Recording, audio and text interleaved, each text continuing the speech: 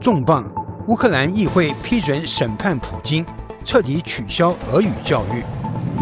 乌军对沃罗涅日发动大规模空袭，重点打击叶列茨能源设施。俄罗斯反对军攻下哈尔科夫俄军阵地，乌军无人战车再度出击。乌克兰炮击俄军通讯枢纽，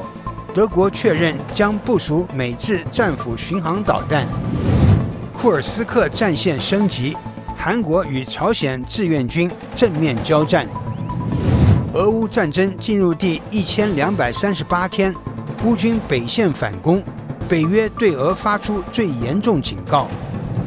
金牛座不够看，美军运量更强导弹支援乌克兰。大家好，欢迎收看新冷战情势，我是雨桐，请大家先为我们的节目点赞留言，谢谢大家。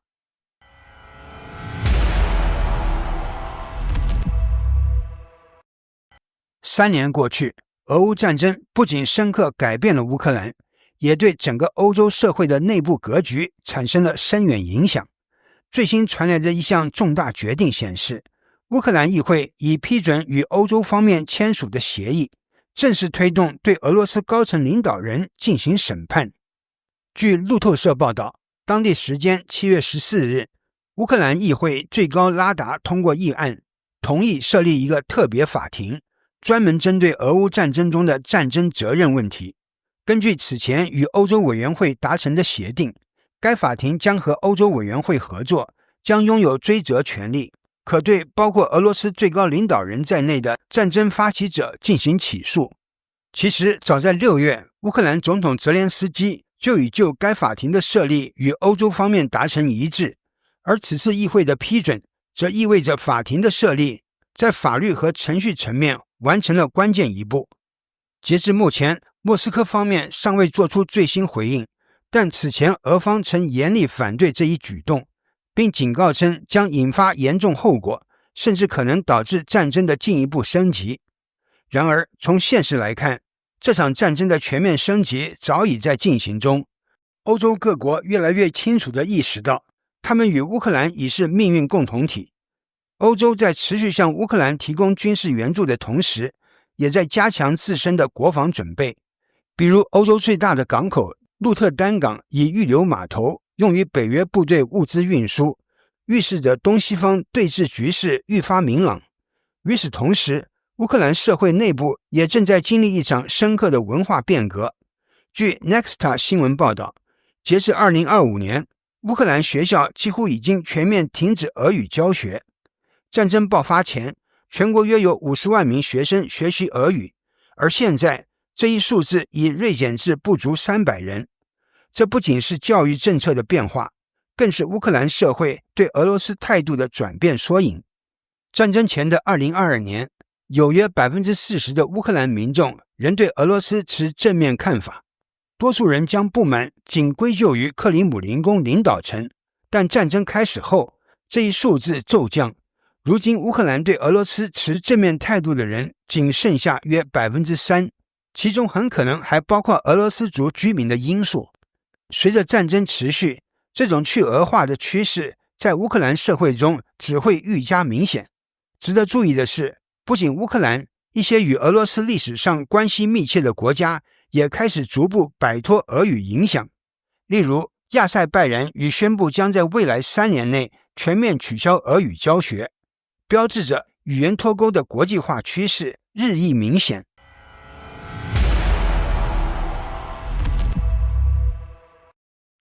乌克兰再度向俄罗斯境内发动远程打击，连环袭击多个关键军事与战略目标。据突发消息，当地时间7月15日晚，乌军出动大量无人机，对位于莫斯科重要铁路交通枢纽的沃罗涅日地区实施大规模空袭。开源情报防御者报道称，这批无人机在夜间抵达目标区域后，随即传出密集交火声，并伴随多处强烈爆炸与火光，夜空中清晰可见。尽管俄方宣称成功击落12架无人机，但现场视频画面却显示沃罗涅日多个地点发生爆炸并起火，滚滚黑烟升腾而起，具体伤亡与损失仍在确认中。空袭并未就此结束，紧接着乌克兰无人机继续对俄军在叶列茨的机电厂发动袭击，再次引发大火。这一设施与俄军后勤与电力供应紧密相关，具有重要战略意义。值得注意的是，此轮袭击目标明显具有指向性。沃罗涅日与莫斯科之间铁路交通密集，而叶列茨距离莫斯科不足300公里。分析人士认为，这是乌军对俄首都方向的新一轮试探，也是未来可能升级打击的前奏。与此同时，在前线战场，俄乌双方继续围绕顿涅茨克地区的波克罗夫斯克展开激烈交战。近期，乌克兰第5装甲旅罕见动用双车主，强攻俄军控制区域，重创敌方防御，迫使俄军从部分阵地撤退。今年以来，乌军战术出现显著变化，越来越多地展开类似的装甲突击行动。波克罗夫斯克的战局虽然依旧处于焦灼状态，但与乌东其他前线相比，当地乌军承受的压力略小。尽管俄军曾集中兵力发动夏季攻势，但整体推进效果有限，未能达到预期成果。战场形势正在随着西方对乌援助的恢复而逐渐发生变化。丹麦近期宣布将向乌克兰提供卫星通信支持，这将大幅提升基辅在战场情报上的独立性与灵活性。如今乌克兰正在努力强化自身军工体系与自主作战能力。整体来看，这一轮空袭与前线动向表明，乌克兰正在从多个方向对俄施加压力，战争态势或将迎来新的变数。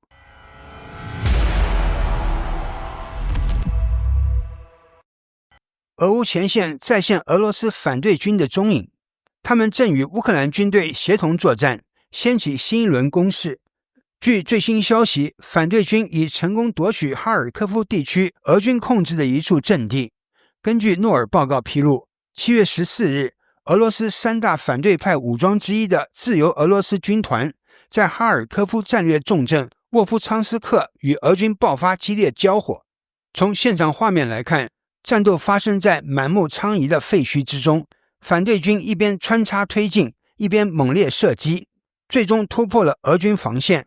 实时战况地图显示，反对军成功控制该阵地，俄军被迫撤退。俄方目前尚未对此做出正式回应，具体细节仍待确认。不过，哈尔科夫方向的整体局势其实已有所稳定。回顾去年夏季，俄军曾在该方向大举进攻，一度攻入沃夫昌斯克，并扬言2周内全面占领，但乌军随后展开反击，成功夺回该镇。此后尽管战斗不断，但俄军未再取得实质性进展。事实上，早在去年，自由俄罗斯军团就曾参与哈尔科夫的防御战，与乌军并肩作战。他们与另外2支反对武装西伯利亚营与俄罗斯志愿军团一样，长期活跃于俄乌边境，时常对俄境内如别尔哥罗德等地发动袭扰，甚至一度建立过短暂控制区。但如今的沃夫昌斯克早已在战火中满目疮痍，这座本应宁静祥和的小镇已面目全非。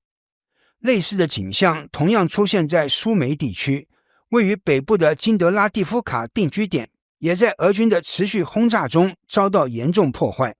从航拍画面可见，当地几乎所有民居已成废墟，一片瓦砾，触目惊心。据悉，俄军早在6月2日就占领了该地，并宣称将很快拿下整个苏梅州。但在抵御住初期攻势后，乌军迅速展开反击，1周前重新攻入金德拉蒂夫卡，开始收复失地。值得注意的是，乌军此次在苏梅方向仍继续部署无人战车纽特，这种先进的无人作战平台已屡次在实战中立功。早前乌军就曾利用该系统夺回俄军阵地，更在某次战斗中首次迫使俄军士兵向机器人投降，引发外界广泛关注。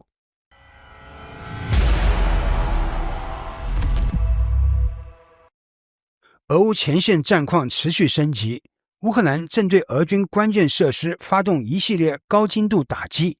据突发消息，乌军近日炮击了俄军的重要通讯与指挥枢纽。多家俄罗斯军事频道透露， 7月14日前后，乌克兰部队动用海马斯火箭炮系统对前线俄军的指挥系统展开攻击。从前线流出的视频显示，多座俄军建筑在袭击中遭到严重破坏，部分仓库也被炸毁。一名俄军士兵在废墟中边拍摄边抱怨，镜头中满是碎石与弹坑，现场一片狼藉。目前该地点的确切坐标与具体战果仍在确认中，但可以确定的是，近期乌军多次利用海马斯导弹精准打击俄方的重点目标。就在7月6日，乌军曾对托列茨克地区发起猛烈火力打击，成功摧毁一处俄军基地。与此同时，在乌克兰东部战场，第65机械化旅击毁了俄军的一个无人机控制点和一处能源补给仓库。战后画面显示，俄军据点陷入火海，浓烟笼罩多栋建筑，场面震撼。在军事行动不断升级的同时，欧洲局势也因德国的最新决定而愈加紧张。据多家国际媒体披露，德国计划在本土部署美制战斧巡航导弹。国防部长皮斯托留斯证实，柏林将采购战斧与台风导弹系统，预计将于2026年部署至德国东部的发射阵地。这意味着德国将具备直接从本土打击俄罗斯境内目标的能力。皮斯托留斯在公开讲话中明确表示，此举正是为了对抗来自莫斯科的潜在威胁。早前曾传出美国考虑向乌克兰提供战斧导弹，但因种种顾虑，短期内尚难落实。不过，若由德国部署，美方更容易推动军售协议，也可借此加强对欧洲盟友的支持。德国如今已成为援乌的核心力量，除了从美国采购装备后转攻乌克兰，柏林自身也在不断加码，向基辅提供远程武器。更值得关注的是，德国的先进军工技术正加速流入乌克兰，帮助基辅推进本土导弹系统的量产进程。未来几个月，随着这批新式武器陆续运抵前线，其在战场上的实际表现将成为各方关注的焦点。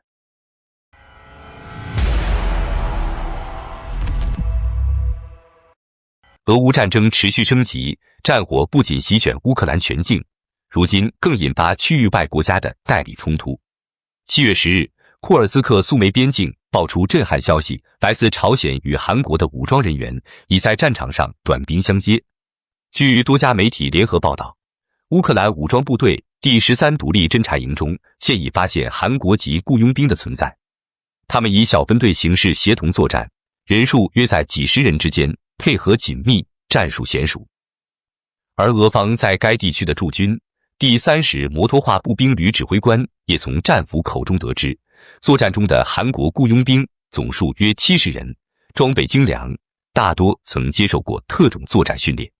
与此同时，朝鲜部队以官方身份参战，构成俄军的重要支援力量，尤其在库尔斯克苏梅一带占据了显著比例。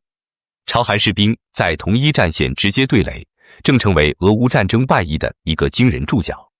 尽管早前俄媒红星电视台的前线记者老卢曾披露过韩国雇佣兵参战的情报，但因其立场高度倾向俄方，当时未被广泛采信。如今经多方交叉确认，相关信息已得到进一步证实。据老卢补充，乌克兰国际雇佣兵构成以日趋多元，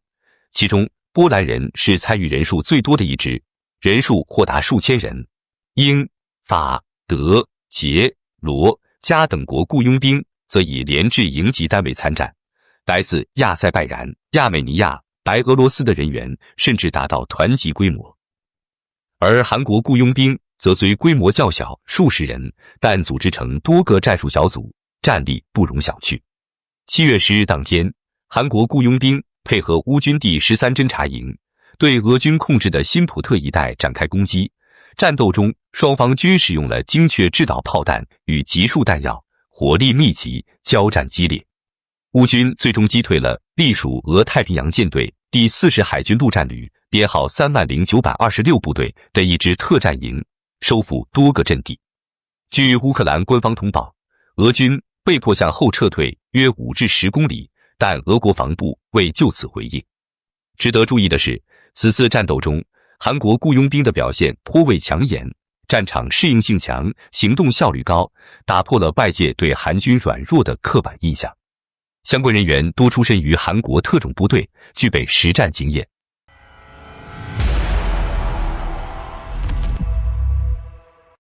2025年7月15日，俄乌战争进入第1238天。先来看看战场上的情况。在托列茨克方向，乌克兰第28独立机械化旅的无人机部队在过去24小时内与俄军爆发激烈冲突，成功挫败了俄军一次装甲突袭。据战场俘虏透露，俄军士兵曾被告知康斯坦丁诺夫卡已被俄军完全占领，但这一说法与前线实际严重不符。在红军村方向，自2025年1月2日以来，俄军已在该地区东翼推进约15公里。有传言称，俄第9步枪旅和第20步枪师下属的第57团先头部队已逼近红军村东郊，但相关情报仍未被证实。美国战争研究所 ISW 指出，俄军仍沿用高消耗换取微推进的作战方式，其成效微弱且付出巨大代价。这种攻势在战略层面难以持久。科斯特扬蒂尼夫卡方向方面，俄军继续向拉齐涅西部推进，但关键的矿区区域仍掌握在乌军手中。与此同时，乌军在北线苏梅方向展开反击，成功击退俄军攻势。根据战地记者卢宇光的一线消息，乌克兰部队在7月14日对俄苏梅集群实施打击，迫使俄军转入防御态势。目前，俄乌双方在北起苏梅，经哈尔科夫、库皮扬斯克、莱曼、托列茨克，一直到波克罗夫斯克的前线，集结兵力已达130万人，形成极其紧张的对峙局面。在同日举行的乌克兰最高军事会议上，总统泽连斯基明确要求总司令谢尔斯基准备对波克罗夫斯克方向的俄军集团展开大规模反攻，这或将成为近期战局的关键转折点。再来看看其他消息，北约方面也释放出前所未有的强硬信号，若俄罗斯持续干扰民航导航，甚至引发空难，北约将做出军事回应。北约指控俄罗斯正在欧洲东翼频繁干扰 GPS 信号，干扰范围逐步扩大，影响已不局限于军事系统，民航航线和海上航运同样成为目标。如今，在波罗的海沿岸、波兰北部、芬兰南部及德国部分地区 ，GPS 干扰已成为常态。尽管北约成员国已采取多项安全预防措施，但航班频繁被迫改道甚至取消。芬兰航空因安全顾虑，已连续1个多月停飞所有前往爱沙尼亚的航线。相关国家政府警告称，如此干扰极易引发严重事故，而这恰恰可能是克里姆林宫故意制造的风险。此外，美国总统川普于7月15日表示，如果在未来50天内未能促成俄乌和平协议，美国将对俄罗斯实施新一轮严厉制裁，包括对俄罗斯商品加值100%的2级关税。川普表示，针对俄罗斯的新一轮惩罚措施已经足够严厉，进一步加码意义不大。他强调，这项制裁无需经过国会批准，白宫便可直接启动执行。在谈及俄乌冲突时，川普直言不讳地批评俄罗斯战争拖得太久，并表示这场战争早就该结束了。他还透露，自己任期内曾4次非常接近促成停火协议。尽管他与普京的通话表面上气氛良好，但川普也坦诚，当导弹还在轰炸乌克兰城市的时候，这种通话根本毫无意义。他进一步指出，俄罗斯本应将重心放在发展经济和扩大贸易上，而不是继续陷入无休止的战争泥潭。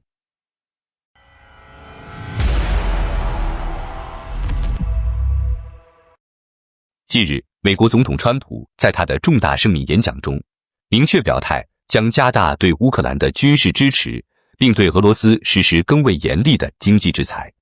据华盛顿邮报爆料，美国政府正考虑向乌克兰转让战斧巡航导弹以及威力更胜金牛座的加森巡航导弹。其中，加森备受瞩目，它最大射程可达1000公里，覆盖莫斯科地区绰绰有余，配备450公斤高爆战斗部，并具备强大的钻地穿透力。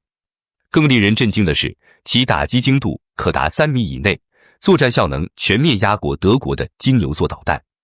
不过，目前披露的装备还是射程在300公里左右的塔克姆斯导弹，是否真正提供加森或战斧导弹仍存变数。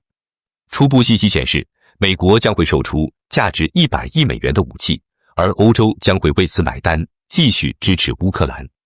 与此同时，川普还宣布将对俄罗斯商品征收高达100%的关税，并设定了50天的宽限期，希望借此推动停火协议。在防空方面，川普也做出承诺，美国将向乌克兰提供17套爱国者防空系统，